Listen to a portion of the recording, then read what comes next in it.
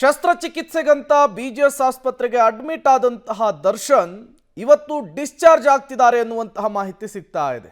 ಶಸ್ತ್ರಚಿಕಿತ್ಸೆಗೆ ಒಳಗಾಗದೇನೆ physiotherapy treatment ಅನ್ನು ಪಡೆದುಕೊಂಡು ವಾಪಸ್ ಆಗ್ತಾ ಇರುವಂಥದ್ದು. ಇವತ್ತೇ ಆಸ್ಪತ್ರೆಯಿಂದ ನಟ ದರ್ಶನ್ ಡಿಸ್ಚಾರ್ಜ್. ಯಾವುದೇ ಕ್ಷಣದಲ್ಲಿ ಬಿಜಿಎಸ್ ಆಸ್ಪತ್ರೆಯಿಂದ ದರ್ಶನ್ ಡಿಸ್ಚಾರ್ಜ್ ಆಗುವ ಸಾಧ್ಯತೆ.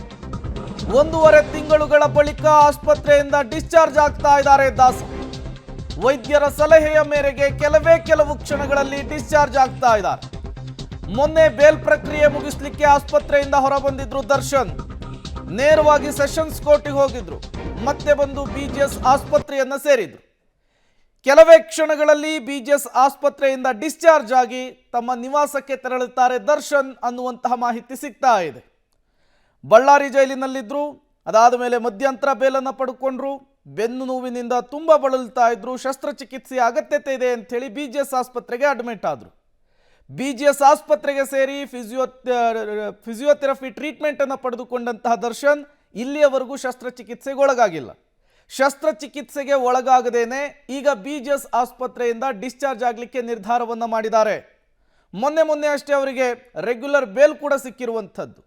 ಹಾಗಾಗಿ ಶಸ್ತ್ರಚಿಕಿತ್ಸೆ ಪಡೆಯದೇನೆ ಬಿಜಿಎಸ್ ಆಸ್ಪತ್ರೆಯಿಂದ ಈಗ ಡಿಸ್ಚಾರ್ಜ್ ಆಗ್ತಾ ಇದ್ದಾರೆ ದರ್ಶನ್. ಮತ್ತಷ್ಟು ಡೀಟೇಲ್ಸ್ ಅನ್ನು ಕೊಡ್ತಾರೆ ನಮ್ಮ ಪ್ರತಿನಿಧಿ ಮಾದೇಶ್ ಮತ್ತು ಉಮೇಶ್. ಇಬ್ಬರು ಕೂಡ ನೇರ ಸಂಪರ್ಕದಲ್ಲಿ ಜಾಯಿನ್ ಆಗಿದ್ದಾರೆ. ನಾನು ಮೊದಲು ಉಮೇಶ್ ಅವ್ರನ್ನ ಮಾತನಾಡಿಸ್ತಾ ಹೋಗ್ತೀನಿ. ಉಮೇಶ್, ದರ್ಶನ್ ಅವರು ಮೊನ್ನೆ ಈ ಬೇಲ್ ಪ್ರಕ್ರಿಯೆ ಮುಗಿಸ್ಲಿಕ್ಕೆ ನೇರವಾಗಿ ಬಿಜಿಎಸ್ ಆಸ್ಪತ್ರೆಯಿಂದ ಸೆಷನ್ಸ್ ಕೋರ್ಟಿಗೆ ಹೋಗಿದ್ರು. ಇವತ್ತು ಅವರ ನಿವಾಸಕ್ಕೆ ತೆರಳುತ್ತಾರೆ, ಆಸ್ಪತ್ರೆಯಿಂದ ಡಿಸ್ಚಾರ್ಜ್ ಆಗ್ತಾರೆ ಅನ್ನುವಂತಹ ಮಾಹಿತಿ. ಎಷ್ಟು ಗಂಟೆಗೆ ಡಿಸ್ಚಾರ್ಜ್ ಆಗ್ತಾರೆ, ಜೊತೆಗೆ ಏನೆಲ್ಲ ಬೆಳವಣಿಗೆಗಳು ಸದ್ಯಕ್ಕಲ್ಲ ಆಗ್ತಾ ಇದೆ ಅಂತ ಹೇಳಿ?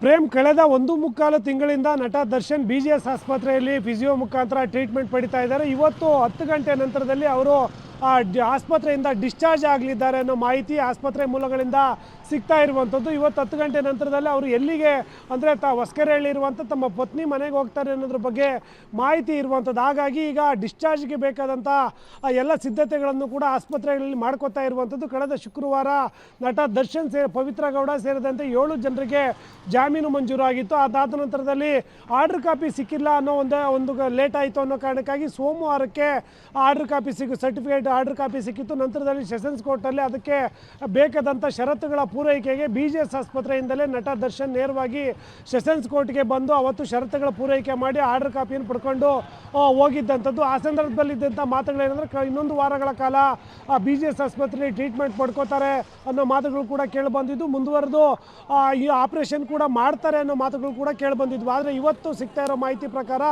ಇವತ್ತು 10 ಗಂಟೆ ನಂತರದಲ್ಲಿ ಅವರು ಬಿಜಿಎಸ್ ಆಸ್ಪತ್ರೆಯಿಂದ ಡಿಸ್ಚಾರ್ಜ್ ಆಗಲಿದ್ದಾರೆ ಅನ್ನೋ ಖಚಿತ ಮಾಹಿತಿ ಸಿಕ್ಕಿರುವಂಥದ್ದು. ಹಾಗಾಗಿ ನಟ ದರ್ಶನ್ ಈ ಪ್ರಕರಣದಲ್ಲಿ ಸರ್ಜರಿ ಮಾಡಬೇಕಂತೇನೋ ಮಧ್ಯಂತರ ಜಾಮೀನು ಪಡೆದಿದ್ರು. ಬಹುತೇಕ ಸರ್ಜರಿ ಮಾಡಿಸ್ಕೊಳೋದಿಲ್ಲ, ಈ ಫಿಸಿಯೋ ಮುಖಾಂತರನೇ ಅದು ಬೆನ್ನು ನೋವಿಗೆ ಚಿಕಿತ್ಸೆ ಪಡಿಬೇಕು ಅಂತೇಳಿ ಡಾಕ್ಟ್ರ್ ಹೇಳಿರೋ ಕಾರಣಕ್ಕಾಗಿ ಒಂದಷ್ಟು ಎಕ್ಸಸೈಸ್ಗಳನ್ನು ಕೂಡ ಮನೆಯಲ್ಲೇ ಮಾಡ್ಕೊಳ್ಳೋದಕ್ಕೆ ವೈದ್ಯರು ಸೂಚನೆ ಕೊಟ್ಟ ಹಿನ್ನೆಲೆಯಲ್ಲಿ ಇವತ್ತು 10 ಗಂಟೆ ನಂತರದಲ್ಲಿ ಅವರು ಬಿಡುಗಡೆಯಾಗಿ ನೇರವಾಗಿ ಹೊಸಕೆರೆಹಳ್ಳಿಯ ತಮ್ಮ ಪತ್ನಿ ಮನೆಗೆ ಹೋಗ್ತಾರೆ. ಹೀಗಾಗಿ ಬೆಳಗ್ಗೆ 6 ಗಂಟೆಗೆ ಅವರ ಪತ್ನಿ ವಿಜಯಲಕ್ಷ್ಮಿ ಮತ್ತು ಮಗ ವಿನೀಶ್ ಏನಿದ್ರೆ 6 ಗಂಟೆಗೆ ಅವ್ರ ಕಾರಲ್ಲಿ ಬಂದಿರುವಂಥದ್ದು. ಇನ್ನೇನು ಅದಕ್ಕೆ ಬೇಕಾದಂಥ ಎಲ್ಲ ಸಿದ್ಧತೆಗಳು ಕೂಡ ನಡೀತಾ ಇದ್ದಾವೆ. ಕೆಲವೇ ನಿಮಿಷಗಳಲ್ಲಿ ಅವ್ರು ಇಲ್ಲಿಂದ ಹೊರಡ್ತಾರೆ. ಆದರೆ ನೇರವಾಗಿ ಮನೆಗೆ ಹೋಗುವಂಥ ಬಗ್ಗೆ ಮಾಹಿತಿ ಇರುವಂಥದ್ದು. ಒಂದು ವೇಳೆಯಲ್ಲಿ ಏನಾದರೂ ಬೇರೆ ಎಲ್ಲಾದರೂ ಹೋಗ್ತಾರೆ ಅಂದರೆ ಯಾವುದಾದ್ರು ದೇವಸ್ಥಾನಕ್ಕೆ ಹೋಗಿ ಆನಂತರದಲ್ಲಿ ಮನೆಗೆ ಹೋಗೋದು, ಆ ರೀತಿಯಾಗಿ ಏನಾದರೂ ಇದೆಯಾ ಅನ್ನೋದಕ್ಕೆ ಇನ್ನೊಂದು ಕೆಲವೇ ಕ್ಷಣಗಳಲ್ಲಿ ಉತ್ತರ ಸಿಗಬೇಕಾಗಿದೆ ಪ್ರೇಮ್.